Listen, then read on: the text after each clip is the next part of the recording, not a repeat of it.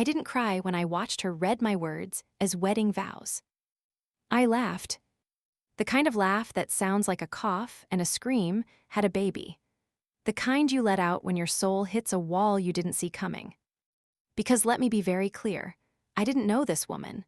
I'd never seen her before in my life. And yet, there she was, standing under a floral arch on a dock in Maine, clutching a handwritten page and whispering lines I wrote on a paper napkin 3 years ago when I thought my heart was breaking. Turns out it was just stretching, preparing for this. Let me back up. My name's Jules, 33. New Jersey born, Brooklyn shaped. Barista by day, poet by insomnia. I never planned to be a writer. But you live long enough with a mother who never says, I love you, and suddenly metaphors are cheaper than therapy. I met Evan at a poetry slam. He wasn't performing, just watching. I remember because he leaned over after my set and said, that last line, the one about your ribs being scaffolding for your grief, that wrecked me. Nobody had ever said that to me before.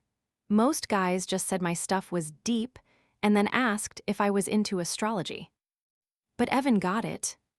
He started coming every week, always sat near the front, always clapped too hard. One time, he brought a printed copy of one of my poems, annotated like it was a college essay. I should have run then, but instead I fell. He said he was a musician, but between albums. Said he liked my voice. Said he wanted to collaborate. Said my words deserved more than a cafe mic and 25 followers on Instagram. So when he asked to see more of my work, I sent him my folder. Every draft, every napkin scribble. The big ones, the raw ones, even the stuff I'd never read aloud because it felt too close to bone. Just don't post anything yet, I said. Maybe one day I'll publish. I'd never, he said. This is yours, I just want to help you shape it. And I believed him. Because I wanted to. Because no one else had ever called my poems visceral without rolling their eyes. Because I thought maybe, finally, I'd met someone who loved the part of me I usually had to apologize for. We dated for 8 months. It wasn't a fairy tale. We fought. He sulked when I didn't want to share a poem. I felt small when he said, "You're not the only one who bleeds art, Jules." He never wrote anything himself, but he had notes on everything I did. And then he ghosted me. Just like that. No text, no call, no explanation. He stopped coming to the slams, unfollowed me, blocked me on Spotify and Venmo, like I was a failed subscription. I was wrecked, but not surprised. Because something deep down had always felt off. Like he loved the poetry more than the person. And when I stopped feeding him new lines, he found a better buffet. I moved on. Sort of. I went back to reading my stuff aloud, wrote a few new pieces, fell asleep one night watching reruns of The Office and woke up to a message from my college roommate, Jess. Is this your poem? Attached was a YouTube link. Wedding video, 8 minutes long, slow music, Cape Cod vibes. The couple looked like they'd met at a Vineyard Vines catalog shoot. And then minute 5. The bride begins her vows. Her voice trembles. When I first read your soul stitched into stanzas, I knew I wanted to spend my life editing our story together. I froze. Because that line was mine. From a piece called Marginalia, I wrote after Evan told me he wasn't ready for a relationship, but loved my mind. She kept going. Line after line, word for word, down to the misused semicolon I never fixed. I wanted to puke. I paused the video. Went to my drafts. Opened the original doc. There it was, time-stamped, dated my name. I hit play again. And I laughed. Because what else do you do when your ex plagiarizes your heart for his next chapter? I didn't sleep that night. Not out of heartbreak, not even out of rage. I was too busy scrolling. Because the second I heard my words in her vows, I knew there had to be more. Men like Evan don't just steal once. They build careers out of borrowed breath. I searched his name. First, nothing. Then I remembered his creative alias, E.R. Rains. I roll, right? He once said it was mystical and symbolized inner drought. I told him it sounded like weather depression. So I typed it into Google, E.R. Rains poetry. And just like that, the hits came pouring in. A Medium page with over 40 poems. An article titled, The Soft Brutality of E.R. Rains, on a niche literary blog. An interview on a podcast called Verses and Vows. An event poster for Emerging Voices Grant Finalist Reading, sponsored by The Line. And then, a book. Between What's Said and Meant by E.R. Rains, a debut chapbook. I clicked. There it was, a photo of him looking pensive in a bookstore, bio below. E.R. Rains is a Brooklyn-based poet exploring the blurred lines between intimacy and language. He draws inspiration from lived experience and emotional lineage. I could have choked on the audacity. Because none of it was his. I clicked look inside. First page. Opening line. You kissed my teeth like they held back oceans. That's mine. Second page. I don't need closure, I just need better punctuation. Also mine. Third page. I left the porch light on so you'd know the apology was real. I wrote that during a panic attack. He'd taken everything. My metaphors, my structure, even the white space I left between stanzas, the breathing room I once said mimicked grief. And the worst part, he hadn't just stolen it. He'd polished it, packaged it, gotten paid for it. There were comments, reviews. One person wrote, Rains captures the feminine ache with unnerving precision. You can feel the salt in every syllable. Yeah, because those syllables were mine. Another said, you can tell these poems were lived. I screamed into a pillow. Then I screenshot everything. My original Google Docs drafts with timestamps. Emails I sent him. Texts where I wrote, here's something new, I'm not sure if it's stupid. His reply, it's brilliant, it sounds like you're bleeding onto the page. Turns out I was. And he was bottling it like wine for resale. That morning, I called Jess. Told her everything. She didn't say, I told you so. Just quietly said, okay, let's burn it down. We made a list. Flag the Medium page. Report the book for copyright violation. DM the podcast. Collect every single stolen line. But I wasn't just gonna report him. No. I was going to reclaim it. Publicly. I'd always hated showing my face in videos. Felt like I was performing the wrong thing, but this wasn't performance. This was evidence. So I lit a candle, sat down with my phone, and began recording. No intro, no hey guys, just straight to camera.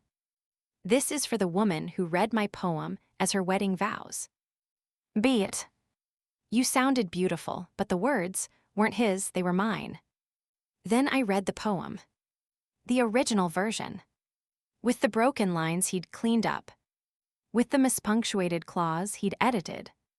And right at the end, I added one more line, a new one. And if you ever wonder what betrayal sounds like, listen to the echoes. They always rhyme. Then I hit upload. Caption. He said he loved my poetry. Turns out he was rehearsing it. I thought the video would get, maybe, a few thousand views. Maybe some support from TikTok. Maybe a quiet message from someone saying, me too. I did not expect what happened next. By the second day, it had 120,000 views. By the fourth, 600K. And by the end of the week, 1.3 million. People weren't just watching, they were stitching, quoting, screen grabbing. One viral comment read, the moment she says, you sounded beautiful, literal daggers. This is what real pain looks like when it rhymes. Another, so, he ghosted her and plagiarized her into a marriage. This man is a full genre of villain. And the one that made me cry. This poem helped me leave my ex, and now I know the woman who wrote it never got credit. Fix it. But then came the email. Subject line, Inquiry Ray, Emerging Voices Grant, time sensitive. I almost didn't open it. Thought it was spam. But it was real. From a woman named Karen Brooks, creative director at a nonprofit literary foundation. Her tone was formal, but tight, like she was trying to sound neutral while boiling inside. As she said, "We received an anonymous tip that several works submitted by Mr. E.R. Rains in his Emerging Voices grant application may have originated from another author. Upon further review and internal comparison, your recent video and corresponding drafts appear to match multiple entries within his proposal packet." She asked to schedule a call. I agreed. And when we spoke, her first words weren't legal or dry. They were, "I'm so sorry this happened to you." Apparently, the grant wasn't small. It was $15,000, plus mentorship, plus a 1-year residency at a writing retreat in Vermont. And yes, he'd already been selected.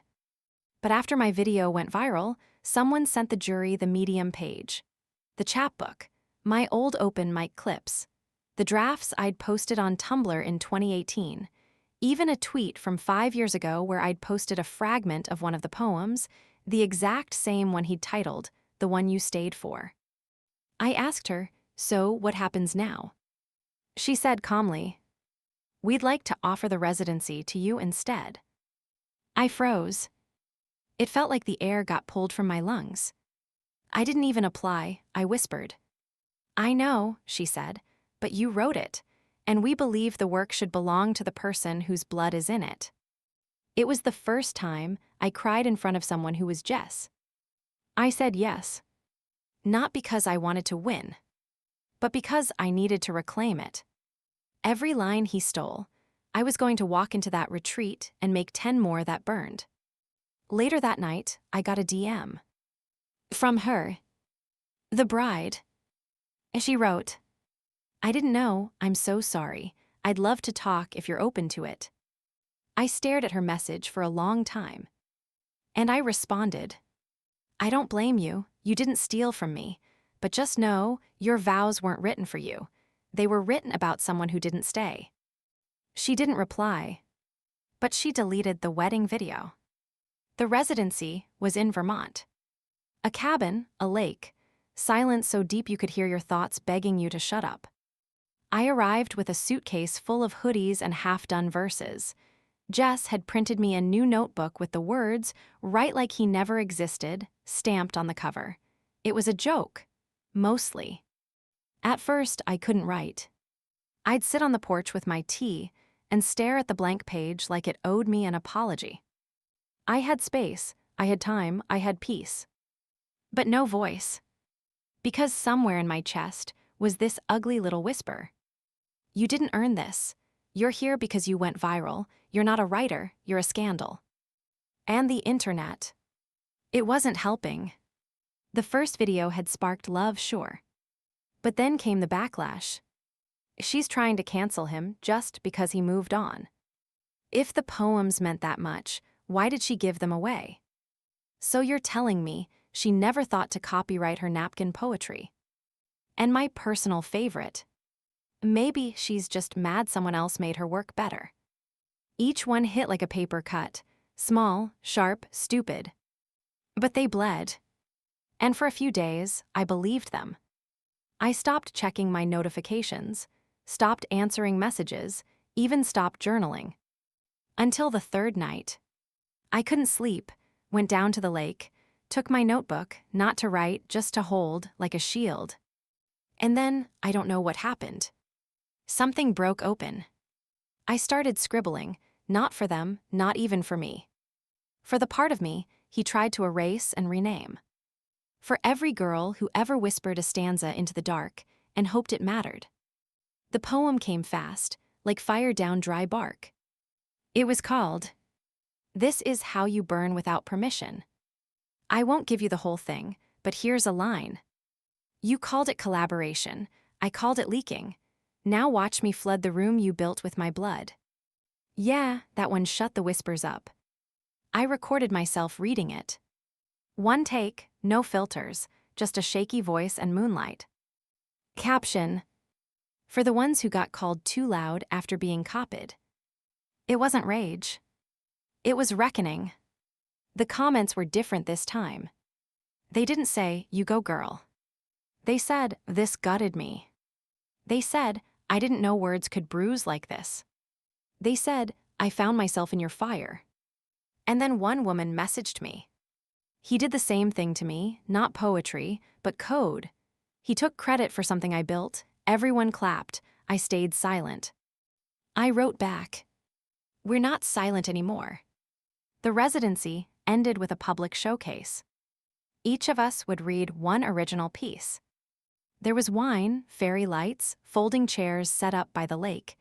It felt like every indie movie I used to cry over in college. Quiet, earnest, a little too romantic for real life. But I wasn't nervous. Not until I saw him. Evan, standing near the back row, arms folded, trying to look casual. Like he hadn't driven 6 hours across 2 states just to watch me from the shadows. My breath caught. For a second, I thought maybe I was wrong. Maybe it wasn't him. But then he stepped forward into the light. Same tousled hair, same stupid scarf, same smirk that looked like it practiced in a mirror. I felt the heat rise in my throat. Jess saw him too. She was in the front row, mouthing what the actual fuck at me while tightening her fists. Karen, the woman from the grant committee, leaned over and said, "We can ask him to leave." But I shook my head. "No," I said, "let him stay." Because I wasn't afraid of him anymore. When it was my turn, I walked to the mic. The wind off the lake was sharp. I let it sting my cheeks. And then I said, "This is called authorship." I looked at him when I said the title. Dead in the eye. The poem was short, direct, not elegant, but deliberate. You signed your name in ink that ran at the first drop of credit. You told them you were the river, but forgot I was the storm. He blinked. That smirk gone.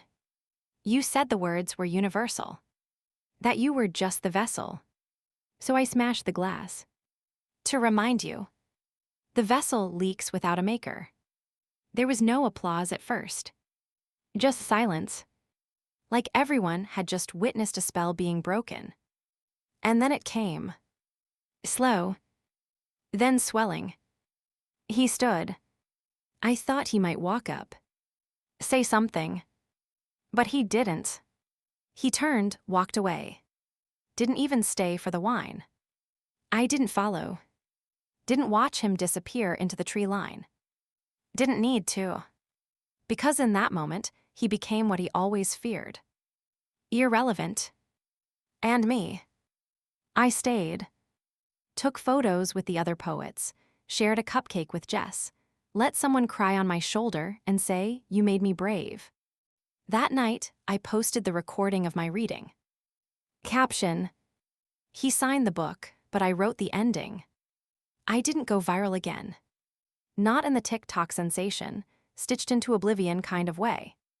But the video of my final poem, Authorship, made its rounds.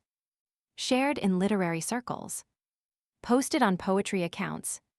Quoted in an NPR segment titled, "Who Owns a Story?" Someone turned one line into wall art on Etsy. You were the river, I was the storm. They didn't even credit me. But this time, I didn't care.